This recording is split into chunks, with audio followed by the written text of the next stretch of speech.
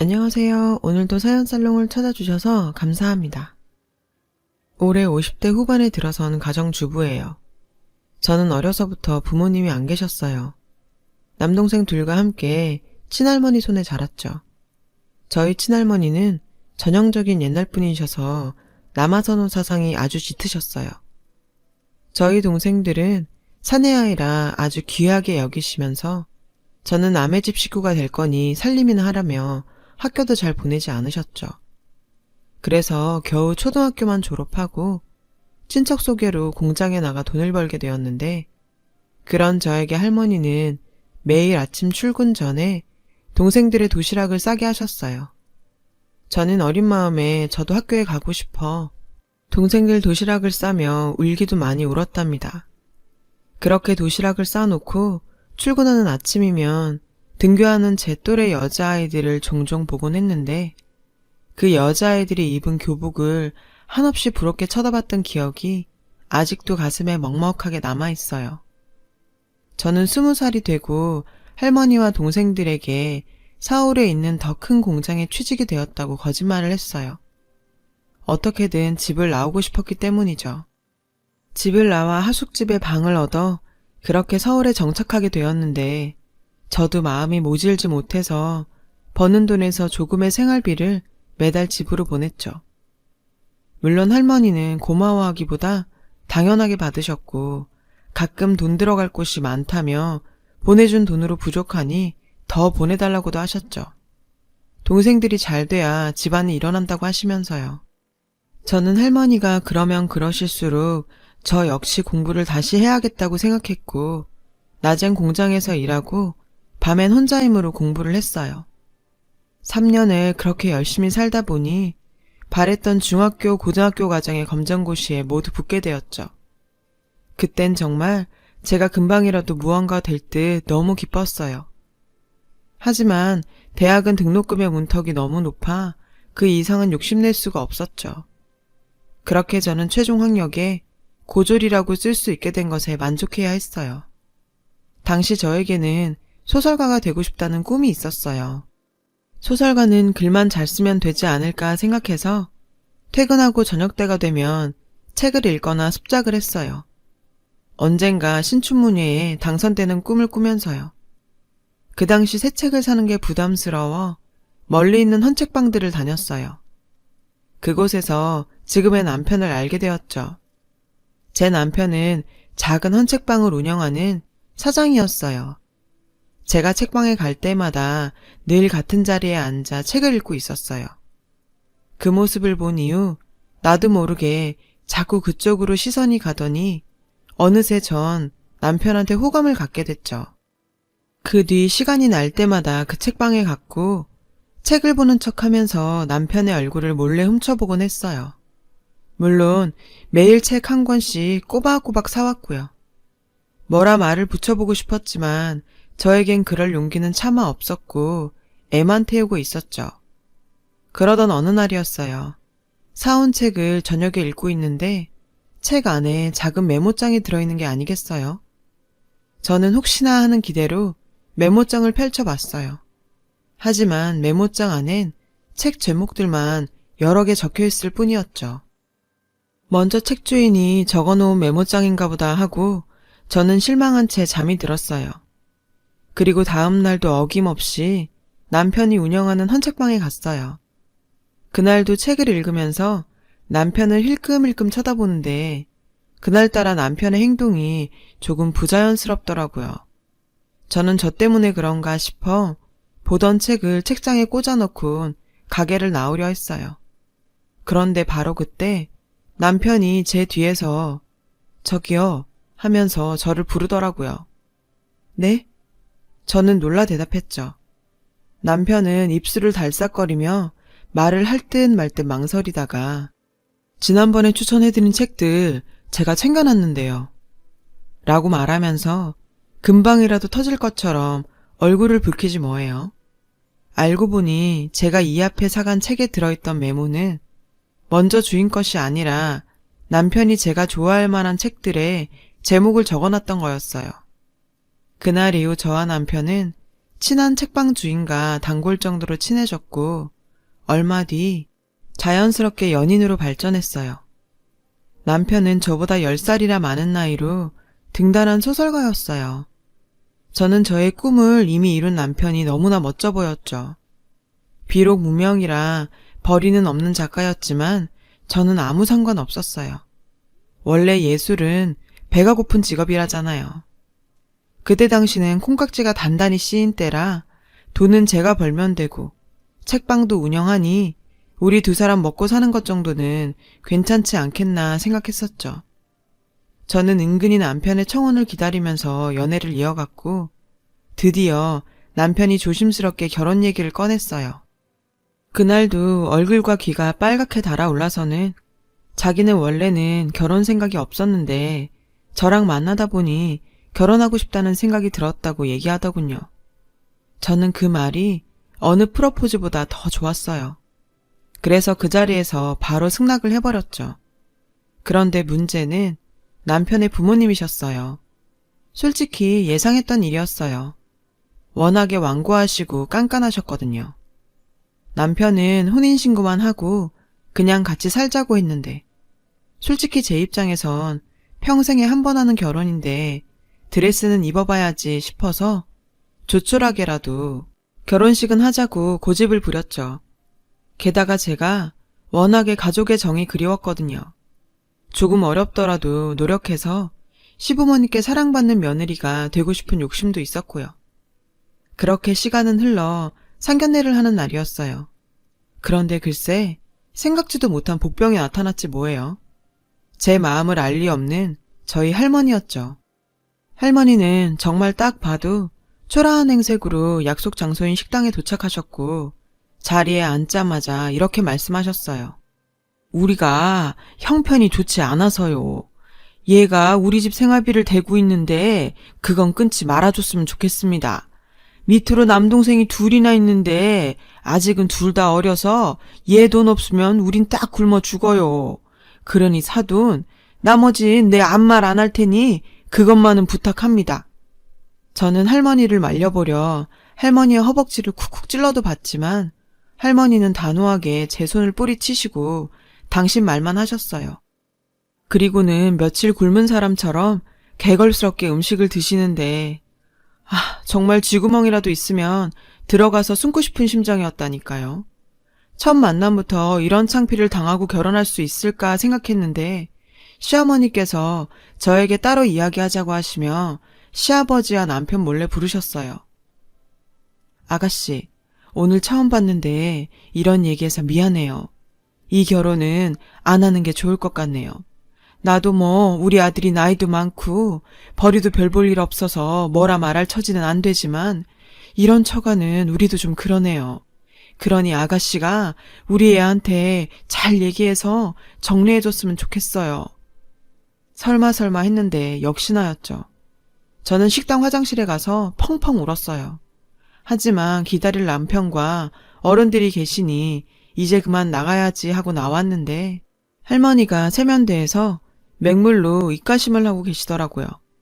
그 모습을 보는 순간 그동안 켜켜이 쌓여있던 화가 대폭발을 해버렸어요. 어쩜 할머니는 이런 자리에 나와서 그렇게 말해? 내가 돈 벌어다 주는 기계야? 야가 비싼 밥 먹고 헷가닥 했나? 뭔 소리래? 나 할머니 때문에 결혼도 못하게 생겼어. 할머니 일부러 그런 거 아니야? 나 시집가면 돈 끊길까봐? 어디 처녀 귀신이라도 붙었어? 네 결혼 파투 난 걸 왜 할매 탓을 해? 그냥 이럴 바엔 고아였으면 좋겠어. 할머니가 지금까지 나한테 해준 게 뭐가 있어? 왜 나한테만 그러는 건데? 아이고 연병하고 자빠졌네. 할머니는 분을 쏟아내는 저를 두고 태연하게 화장실을 나가셨어요. 그날 밤 남편은 아무 말도 없는 저를 보며 상황을 대충 짐작을 했는지 거봐, 그냥 내 말대로 하지. 괜히 이 사단을 만들었어. 저는 남편의 말에 한마디 하고 싶었지만 눈물이 터져 아무 말도 못했어요. 그러자 남편은 그런 저를 꼭 안아주며 난 자기 외에는 아무랑도 결혼할 생각 없어. 그러니 달라질 건 아무것도 없으니까 아무런 걱정하지 말고 땀만 먹지 말고 그냥 나랑 살자. 남편의 말에 저는 너무 고마워 남편의 뜻에 따르기로 했어요. 그 뒤 저희는 식은 생략하고 혼인신고를 했고 반지하 단칸방에 신혼살림을 차렸어요. 그러던 어느 날 시댁에서 저희가 식 없이 결혼했다는 사실을 아시게 되었고 어머니가 득달같이 남편의 책방으로 찾아와 저를 부르셨어요. 남편한테 4살 아래 먼저 시집간 여동생이 있었는데 가게에 와서 남편한테 선자리를 내밀다가 남편을 통해 이미 저와 결혼했다는 사실을 듣게 된 게 화근이었죠. 책방 앞에 도착해 긴장하며 안으로 들어가니 시어머니의 얼굴은 딱 봐도 화가 잔뜩 나 보이더라고요. 하지만 어쩌겠어요. 이미 한 결혼 물을 수도 없고 어차피 한 번은 겪어야 할 일이니 눈 딱 감고 각오했죠. 아가씨, 아니 저기 내가 분명 그때 알아듣게 말하지 않았나? 시어머니는 차마 저를 며느리라 부르지 못하고 화를 참으며 말을 이어가셨어요. 죄송해요, 어머니. 제가 많이 부족한 거 알아요. 그래도 이 사람한테 잘하고 시부모님께도 잘해서 인정받고 싶어요. 부족한 걸 알면 그때 내 말을 들었어야지. 시어머니는 꾹꾹 누르고 있던 화를 끝에 가선 어쩌지 못하고 점점 목소리가 높아지셨어요. 제가 하자고 했어요. 내가 이 사람 아니면 안 되겠는데 그럼 어떡해요? 남편이 시어머니의 말을 자르며 다가와서 저를 자기 뒤편에 숨겼어요. 그런 당신의 아들의 모습을 보시고 시어머니는 어이가 없다는 듯 말을 잇지 못하다가 그럼 그냥 혼인신고나 하지 말고 살지. 식도 못 올리면서 왜 신고까지 해? 아버지 동사무소에서 일하시는 거 몰라? 시어머니는 그 부분이 가장 마음에 걸리셨던 것 같았어요. 차라리 동거나 하다 깨졌다면 모든 게 비밀로 넘어갔을 텐데 혼인신고까지 하는 바람에 이력이 남아 들킨 거였어요. 내쳤던 아들이지만 그래도 시아버지는 그런 아들의 이름과 주민등록번호로 아들이 어디에 사는지 누구랑 함께 지내고 있는지 조회를 해보셨나 봐요. 시어머니 앞에서 저는 죄인인지라 이러지도 못하고 저러지도 못하고 애만 달았고 남편은 이제 자기 인생 그만 놔두라며 버티고 있고 정말 가관도 아니었어요. 당시 남편은 소설을 쓰고 있었는데 환경이 이렇듯 시끌시끌하니 작업도 잘 안 되는 것 같았고 저는 저대로 이 꼬인 관계를 어떻게 풀어야 하나 고민이 깊어만 갔어요. 그러다 제가 한 가지 방법을 찾아냈어요. 바로 손주였죠. 그때 당시 많이들 하던 구닥다리 방법이었지만 그만큼 확실한 방법도 없으니 남편에게 아이부터 갖자고 말했죠. 넉넉한 살림이 아니어서 반지하는 좀 면하고 이런저런 이유로 지금껏 임신을 미뤄왔었는데 제가 아이를 갖고 싶다고 말하니 남편도 별다른 도리가 없었는지 그러자고 했어요. 저희는 노력 끝에 이듬해 가을쯤 첫째 아들을 품에 안을 수 있었어요. 내심 남편은 딸을 기대했었지만 저는 아들이어서 더 좋았어요. 저도 저희 할머니 영향을 받았는지 아들이면 시댁에서 더 좋아하실 것 같았거든요. 그리고 제 예상은 맞았어요. 손자가 생기니 시아버지께서 마음을 좀 푸셨고 처음으로 아이를 데리고 집에 와서 밥을 먹자고 하시더군요. 저는 너무 기뻐서 저희 아이가 복덩어리라고 생각했어요. 하지만 막상 시댁에 가니 남편과 아들은 환영받고 저는 푸대접이었죠. 밥을 먹으러 오라더니 한마디로 저더러 밥하고 치우라는 얘기였던 거죠. 그리고 시아버지께서 달력을 하나 던져주시는데 빽빽히 제사와 집안 대소사가 적혀있더라고요. 네가 우리 집 장손을 낳았으니 이제 네 몫이다. 시아버지는 제게 차갑게 말씀하셨고 시어머니는 아무 말도 하지 않고 그저 저희 아들만 물고 빠시느라 정신이 없으셨어요. 평균 적어도 한 달에 한 번은 제사가 있었고 집안 어른들 생신과 기념일 등을 챙기느라 그날 이후 저는 시댁 문턱이 닳도록 들락거려야 했어요.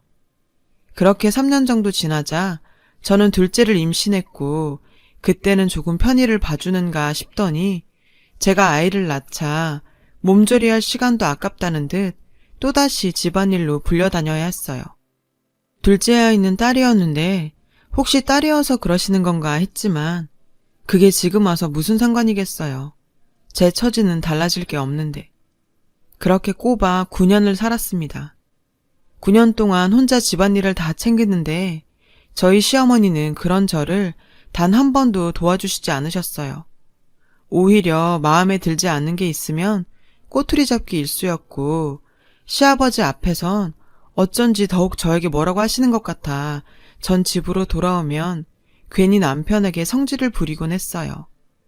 그러던 중 찬바람이 불기 시작하던 어느 날 시아버님이 대장암 판정을 받으셨어요. 그것도 사기였죠. 몸도 쇠약해지신 데다 전이도 연세에 비해 빨라서 정말 손도 제대로 써보지 못하고 장례를 치르게 되었어요. 미운 정도 정인가요? 눈물 한 방울 나지 않을 것 같았는데 제가 글쎄 울고 있더라고요. 살아생전 며느리에게 정 한 번 주시지 않고 떠난 시아버지셨는데 지금 생각해도 제가 그땐 왜 그렇게 울었는지 잘 모르겠어요. 모질게 구셨던 그 모습 하나하나도 정이부터 그리웠는지 살아생전 아버님 모습을 곱씹으며 그렇게 울었나 봐요.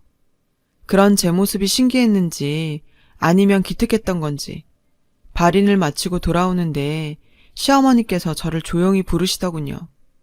이제 제사는 애들 조부모님하고 내 시아버지 정도만 하자꾸나. 저는 깜짝 놀라 아무 말도 하지 못했어요. 내 시아버지가 워낙에 자기 집 일이라면 융통성이 없어서 그 많은 제사랑 대소사를 다 챙겼는데 이제 뭐 네 시아버지도 죽고 없는데 그렇게까지 해야겠니? 저는 시어머니의 제안이 너무 놀랐고 그래도 되나 싶은 생각이 들어서 그래도 갑자기 제사를 안 지내면 다른 어른들께서 뭐라 하시지 않을까요? 라고 말했고 그건 나한테 맡기고 너는 오늘 내 식구 다 데리고 내 집에 가서 자거라. 그리고 별다른 일 없으면 얼굴 보지 말고 지냈으면 좋겠다. 내 말 무슨 뜻인지 알겠지? 그렇게 시어머니는 당신 말만 하시고 가시는데 저는 혼자 남아 멍하니 이 상황은 뭘까 생각했어요. 저를 예뻐하지 않으신다는 건 알았지만 보지 말자니 너무 어이가 없고 황당해서 웃음만 나왔어요. 그날 이후 저도 악에 받쳐서 시어머니께서 하자시는 대로 했어요. 몸이 기억하는 제사와 대소사에도 아랑곳하지 않고 모른 척, 아무렇지 않은 척하며 지냈죠. 물론 시어머니한테 연락 한 번 하지 않았고요. 나중에 든 생각으론 집안 재산에 대해 일절 주시지 않으려고 미리부터 그러셨나? 뭐 그런 생각도 들었는데 애당초 그런 건 바라지도 않아서 별로 억울하지도 않았죠. 그렇게 3년인가 4년인가 흐른 어느 날 시누이한테 갑자기 연락이 왔지 뭐예요. 시어머니한테 치매가 왔다는 거였어요. 저는 놀라서 상태가 어떠신 거냐 물었고 건망증이 심해지셨다고 생각했는데 점점 일상생활이 힘들 정도가 되었다고 말하더군요. 새언니, 미안한데요. 저는 아이도 이제 수험생이고 남편도 뭐라고 해서 집을 비울 상황이 못 돼요. 그러니 언니한테 부탁 좀 해도 될까요? 저는 신우의 말을 듣고 기가 찼어요. 자기는 힘드니 치매에 걸린 자기 엄마를 저한테 돌보라고 말하는 시누이가 괘씸하더라고요. 그나저나 치매라니. TV에서 보면 씻는 거며 먹는 거며 대소변까지 다 받아내야 하던데 저도 사람인지라 덜컥 겁이 나서 하겠다는 말을 못하겠더라고요. 막말로 딸도 못하는 걸 왜 제가 하나 싶은 생각도 들었고요. 고민하는 저에게 남편은 당신이 내키지 않으면 하지 마. 내가 본가에 들어갈게. 이러지 뭐예요. 저는 차마 남편에게 그러라고 하지 못하고 다음날 시댁으로 시어머니를 뵈러 가봤어요. 시댁에 도착하니 도우미 아주머니가 한 분이 계셨고 그때까진 시어머니의 치매 증상이 그리 심하지 않으셔서 어머닌 저를 보시곤 대뜸 내가 여기 왜 왔냐고 역정을 내셨어요. 차마 시누이한테 어머님이 치매라는 말을 듣고 왔다는 말은 못하고 요즘 제가 너무 집에 소홀했던 것 같아 한번 와봤다고 대충 얼머부렸죠. 그리고 슬쩍 안방과 화장실 등을 둘러보는데 로션의 뚜껑이 엉뚱하게 닫혀있고 물건들이 다 제멋대로 놓여있더라고요. 평소 깔끔하신 성품이라 매일 쓸고 닦고 정리 하나는 정말 기가 막혔던 분인데 저는 슬쩍 도우미 아주머니에게 가서 어머님이 좀 어떠시냐고 물었어요. 아주머니께서는 저희 시어머니가 점점 심해지고 있다면서 냉장고 안을 보라고 하셨죠. 저는 냉장고를 열어보고 깜짝 놀랐어요.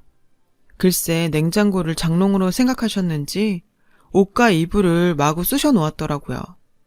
정리하려고 안에 물건을 빼기라도 하면 어떻게 알았는지 득달같이 달려와 난동을 부리신대요. 그리고 이제 시어머니를 혼자 두는 게 조금 위험해 보인다면서 저에게 가족들과 상의해 결론을 내보라는데 정말 눈앞이 캄캄했어요.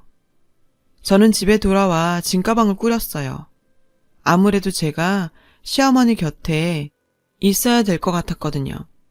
짐을 싸는 내내 한편으론 어찌나 화가 나는지 이놈의 팔자는 어떻게 편한 꼴을 못 봐. 투덜대며 시어머니 수발을 들으러 시댁으로 들어갔어요. 당시 고등학생, 중학생이었던 아이들을 두고 말이죠. 그 탓에 저는 더욱 마음이 좋지 않았어요. 정작 내 새끼는 챙기지도 못하고 저를 싫어라 하는 시어머니를 챙겨야 한다니. 그 후 제 상황은 정말 최악이었어요. 밥을 드셨는데도 식사를 안 하셨다고 우기시고 씻자고 하면 저에게 물건을 마구 집어 던지셨거든요. 그리고 정말 피하고 싶었던 대소변 실수를 하루에도 몇 번씩이나 하시는데 정말 제가 먼저 미칠 지경이었습니다. 도우미 아주머니께서 낮에는 오시니 그나마 조금 괜찮지만 치매에 걸린 시어머니와 함께 보내는 밤은 너무나 길고 잔인했어요. 어머님의 기억은 점점 쇠해지셨고 급기야 저를 몰라보시는 지경에 이르렀죠. 어떤 날은 저를 보고 엄마라고 하시면서 대성통곡을 하셨고 어떤 날은 처음 듣는 이름을 부르시면서 저희 머리끄댕이를 잡으시는데 이젠 정말 못하겠다 싶더라고요. 저는 바로 시누이에게 전화를 걸었어요. 그런데 그때 밖에서 쨍그랑 소리가 아주 크게 들리지 뭐예요. 글쎄 시어머니께서 당신이 그토록 아끼시던 집안의 큰 화분들을 바닥에 내동댕이 치고 있지 뭡니까. 어머니 도대체 왜 그러세요? 저는 큰 소리로 어머니를 말리며 소리쳤어요.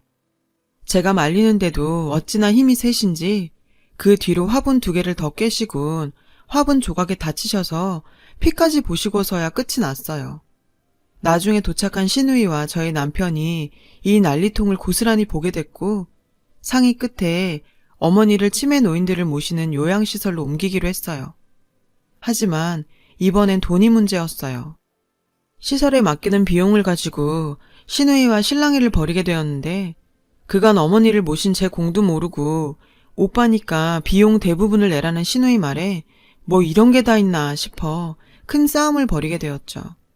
사실 저희도 남편이 하던 가게를 정리해서 형편이 그리 좋지 않았거든요. 그래서 저는 더 물러날 수 없었는데 순간 그렇게 무뚝뚝하던 저희 남편이 울더라고요. 어머니가 너무 불쌍하고 자기가 너무 한심해서 화가 났대요. 남편의 그런 모습을 보고 있자니 나도 모르게 울컥하더라고요. 그래서 에라 모르겠다. 어떻게든 되겠지 하는 심정으로 가지고 있던 카드 3개를 번갈아 긁었어요. 그렇게 시어머니를 시설로 보내고 저는 조금 편해진 듯 했지만 몸만 편할 뿐 마음은 오히려 전보다 더 불편했어요. 습관이란 게 무서운 건지 아니면 마지막에 그렇게 화를 내서 마음이 불편한 건지 잘은 모르겠지만요. 결국 저는 시어머니가 어쩌고 계실지 신경이 쓰여서 요양시설로 찾아갔어요. 간호사의 안내를 받고 저희 어머님이 계신 병실로 조용히 들어갔는데 어머님이 색종이에 그림을 열심히 그리고 계시더라고요. 제가 병실 안으로 들어가니 어머님은 저를 쓱 한번 쳐다보시곤 다시 그림만 그리셨어요. 뭘 그렇게 그리시나 슬쩍 보니 형태도 알아보기 힘든 무언가를 아주 많이 공들여 그리고 계시더라고요. 어머니, 지금 뭐 그리시는 거예요? 제가 조심스럽게 말을 걸자 어머님은 저에게 당신이 그린 그림을 보여주시며 우리 며느리요 라고 하시는 게 아니겠어요. 뜻밖의 대답에 전 잠시 당황했어요. 그리고 이내 이 그림이 어딜 봐서 나라는 걸까 의아해서 다시 물었죠. 며느님이 이렇게 못생겼어요? 그랬더니 어머님은 금방 저를 잡아먹을 듯 노려보시는데 기분이 조금 이상하더라고요. 그렇게 구박만 하실 땐 언제고 누가 당신 며느리 못생겼다 하니 화를 내시는 모습에 어쩐지 뭉클했어요. 우리 며느리는 팔자가 꼭 내 팔자같이 불쌍한 애예요. 시집 오기 전엔 제 할머니한테 온갖 구박받고 남들 하는 결혼식도 못 올리고 시집 와선 죽어라 일만 했죠. 정신도 온전치 못하시면서 그런 기억은 어찌나 또렷하신지 저는 목이 메어서 더 이상 아무 말도 할 수 없었어요. 그런 제 사정도 모르시고 어머님은 계속 당신 얘기를 쏟아내셨어요. 그런데 애들 아빠가 워낙에 성질이 고약한 양반이라 고생하는 며느리 잡을까봐 내가 더 모질게 했는데 그게 너무 미안해서 이렇게 색깔 고운 종이에 그리고 있었어요. 그 이야기를 들은 저는 도저히 병실에 있을 수가 없었어요. 그래서 조용히 병실을 빠져나왔죠. 몰랐어요. 어머님이 절 위해 일부러 그러셨다는 걸. 전 정말 모르고 살았어요. 그래서 많이 원망했었고 누구보다 미워했었죠. 어쩌면 시아버지보다 더요. 그런데 그게 다 저를 보호해 주시라고 하신 행동이었다니. 가슴이 아파 도저히 병실에 있을 수 없더라고요. 그 길로 화장실로 달려가 꺽대며 한참을 울었습니다. 그날 밤 저는 남편에게 요양시설에서 있었던 얘기를 전했고 얼마 뒤 어머님을 본가로 모셔왔어요. 그리고 저는 기꺼운 마음으로 다시 짐을 싸서 어머님 곁으로 갔고요. 증상은 더 심해져서 몸은 더 고되었지만 어머니의 진심을 알았기에 그건 그저 육신의 고통일 뿐이었죠. 시간이 지나 어머님께선 잘 드시지도 못하고 기력도 쇠해지셔서 이대로 먼 길 떠나시면 어쩌나 저는 늘 가슴을 졸여야 했어요. 그런 제 마음을 아셨는지 한 번은 제 손을 꼭 잡아주시더군요. 어머님께선 아무 말씀도 하지 않으셨지만 어쩐지 그게 저에게 하시는 마지막 인사인 것 같아 심장이 쿵 하고 내려앉았죠. 그리고 그 일이 있고 3일 뒤 저희 어머님은 정말 자는 듯이 하늘나라로 가셨어요. 장례식을 치르는 내내 어머님께서 제 손을 잡아주시던 마지막 그 모습이 떠올라서 전 오열을 하다 몇 번이나 의식을 잃고 쓰러졌어요. 애미 정도 모르고 컸던 저를 유일하게 불쌍히 여겨주셨던 어머님. 그 진심을 영영 몰랐다면 평생 당신을 미워하며 살았을 저는 어쩌라고 그렇게 표현 한번 않으셨는지. 야속하고 죄송하고 사무치게 그리워서 저는 눈물로 어머님을 보내드렸습니다. 몇 년이 지난 지금도 저는 시어머니를 생각하면 눈시울부터 붉어지곤 해요. 정말로 다음 생이라는 게 있다면 전 그땐 저희 시어머니 딸로 태어나고 싶어요. 여느 집 모녀처럼 지지고 볶고 애틋한 정을 나누며 다시 한번 어머님과 가족이 되고 싶습니다. 지금까지 저의 긴 이야기를 들어주셔서 감사하고요. 가족들과 따뜻한 정 나누시면서 행복한 겨울 보내시길 바래요.